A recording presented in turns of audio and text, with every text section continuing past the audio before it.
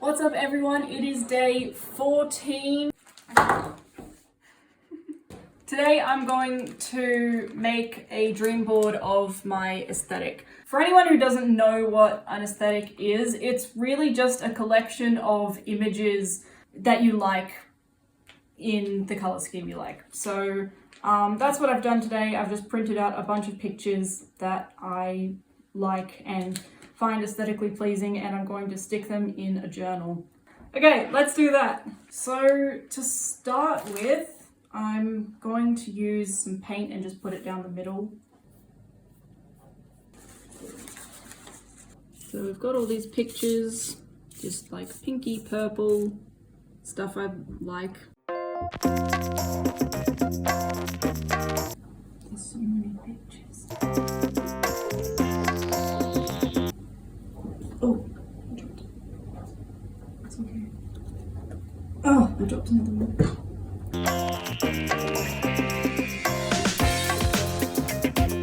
It'd be complicated to be a fly on a wall because, like, wall, fly, where are its eyes going to be? It's either going to be looking up or down, but there is not a position on a wall where you can be on a wall and then just like looking at something. That's not how flies work. I don't know who came up with that phrase. Yeah, okay, it makes sense in theory, but it is very, like, logistically speaking, flies don't work like that. I don't know what else you could be. That's not my job. My job isn't to provide solutions. My job is to just point out the problems. That's someone else's area. I speak so much, I feel like I can't breathe.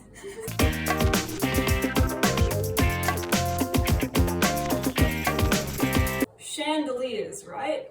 Maybe, still not the right term, like fly on a chandelier, but if you were a fly on a chandelier, you could potentially perch on the chandelier and you could look around the room and see things going on, and that would be good because you could see all around the room and you'd be sitting upright and you could move around and just be like, oh, this is interesting. Hello, oh, there's some drama over here. That's very exciting, very interesting. Oh, what's going on over here?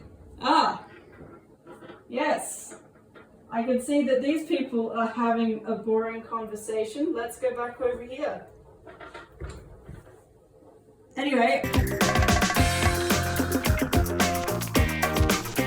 So, I've realized that there'll be some gaps in these areas everywhere. So I'm going to like take all of the pictures off and then paint the whole background in purple and pink.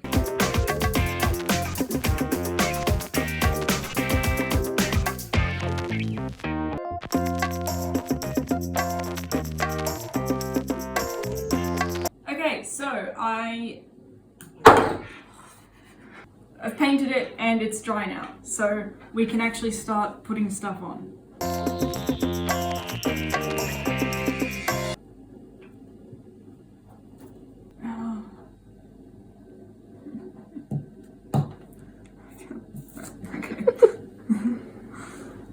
I'm in college.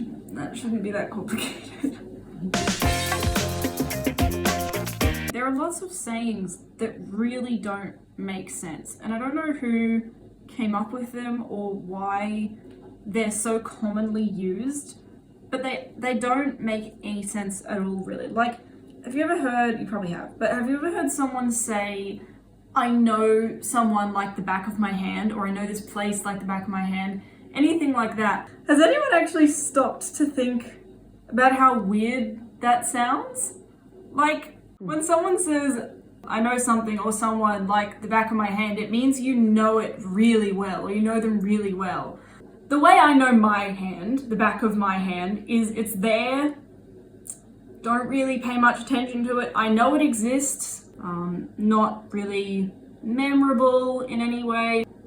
Is that what that person meant when they came up with this phrase? Because I don't think it is. I don't know if the phrase got lost in translation and the person meant something else when they said that, or if they said that and everyone just went, nah, from context it makes sense, so it doesn't really matter anyway. Whoever came up with that, I'm sure that's not what they meant.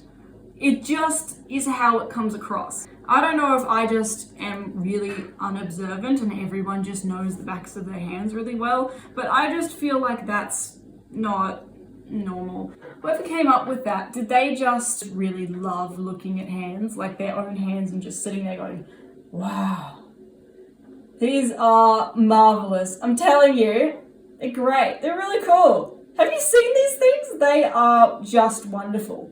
Like, just this one is so interesting. It has a spot right here and some veins that sometimes look green and sometimes look a little bit blue. And this one has another little spot here and it's all kind of bit discolored most of the time. Oh, they're great. I love hands. I know this person like the back of my hand because I love looking at my hand. Because that means absolutely nothing to most people. It's like, oh yeah, you know, you're there and sometimes in my field of view, and I mean, you kind of, I mean, you're good for, I don't know, you're there, so that's great. Phrases are weird. That's the point I'm trying to make. Phrases are really weird, and I don't know who came up with them, but there clearly wasn't anything that interesting to talk about whenever they were made, because they make absolutely no sense, and everyone just went, yeah, cool, we will just use this forever now. So then this random girl on the internet can talk about it thousands or hundreds, I don't know, of years later. That'd be great. Very entertaining. Also, what's the internet? Because we don't know what that is yet. So anyway, so I'm putting this stuff down.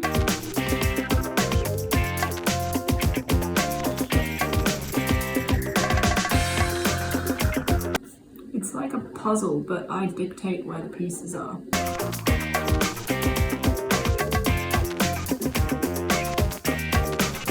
Do you think French people call French toast French toast? Like, what do French people call French toast? Because I don't think they would call it French toast in their own country. Like, did they even invent French toast? Because we all call it French toast, but they might call it something completely different, or they might not even know what it is. Would French people call French toast toast? When they put their bread in the toaster to be toasted, it also has egg and milk in it, and it infuses the bread with egg and milk and then cooks it, and then it pops up out of the toaster. Are there French toasters that make French toast? Or is French toast in France just toast? Or is it like is French toast there just always French? If toast had a brain and you burnt it, would that be overcooking toast's brain because I'm overcooking my brain? Does that mean I'm in a toaster? I'm losing my mind. It's the end of quarantine and I'm just, oh, this is pretty. That's nice. What was I saying? If you make toast in France, by definition, that is always French toast because you're in France. But is French toast here just always their kind of toast, and it's not actually toasted, it's just like soggy, eggy, milky bread? Which is fine. I don't have an issue with that. Just wondering if that's how they always eat their toast. If they cook bread in a toaster, like what we would call a toaster, like, do they call that Aussie toast or American toast or British toast? I don't know where toast came from. I need to do some research. Where did toast come from? Can anybody tell me? That's interesting, actually. Hold on.